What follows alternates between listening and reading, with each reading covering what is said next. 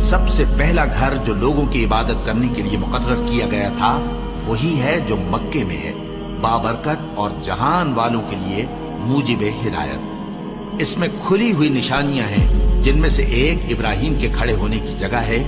جو شخص اس مبارک گھر میں داخل ہوا اس نے امن پا لیا، اور لوگوں پر اللہ کا حق یعنی فرض ہے کہ جو اس گھر تک جانے کا مقدور رکھے وہ اس کا حج کرے، اور جو اس حکم کی تعمیل نہ کرے گا تو اللہ بھی اہل عالم سے بے نیاز ہے۔ اور جب ہم نے خانہ کعبہ کو لوگوں کے لیے جمع ہونے اور امن پانے کی جگہ مقرر کیا اور حکم دیا کہ جس مقام پر ابراہیم کھڑے ہوتے تھے اس کو نماز کی جگہ بنا لو، اور ابراہیم اور اسماعیل کو حکم بھیجا کہ طواف کرنے والوں اور اعتکاف کرنے والوں اور رکوع کرنے والوں اور سجدہ کرنے والوں کے لیے میرے گھر کو پاک صاف رکھا کرو۔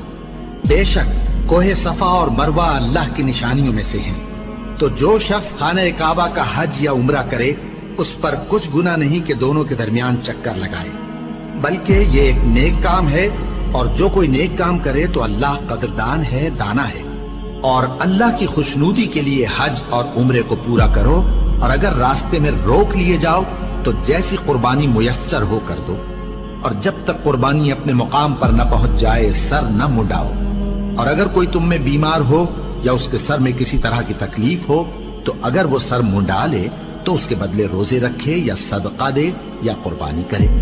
پھر جب تکلیف دور ہو کر تم مطمئن ہو جاؤ تو جو تم میں حج کے وقت تک عمرے سے فائدہ اٹھانا چاہے وہ جیسی قربانی میسر ہو کرے، اور جس کو قربانی نہ ملے وہ 3 روزے ایام حج میں رکھے اور 7 جب واپس ہو۔ یہ پورے 10 ہوئے۔ یہ حکم اس شخص کے لیے ہے جس کے اہل و عیال مکے میں نہ رہتے ہوں۔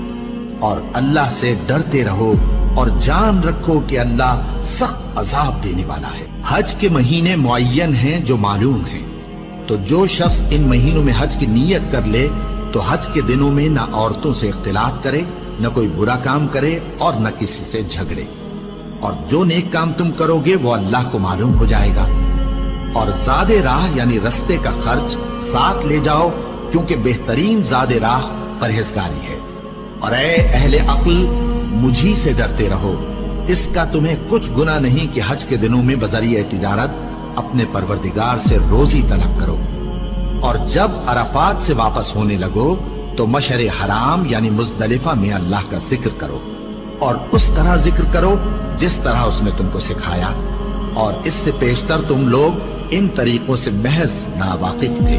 پھر جہاں سے اور لوگ واپس ہوں وہیں سے تم بھی واپس ہو، اور اللہ سے بخشش مانگو، بے شک اللہ بخشنے والا ہے، رحمت کرنے والا ہے۔ پھر جب حج کے تمام ارکان پورے کر چکو تو مینا میں اللہ کو یاد کرو جس طرح اپنے باپ دادا کو یاد کیا کرتے تھے، بلکہ اس سے بھی زیادہ۔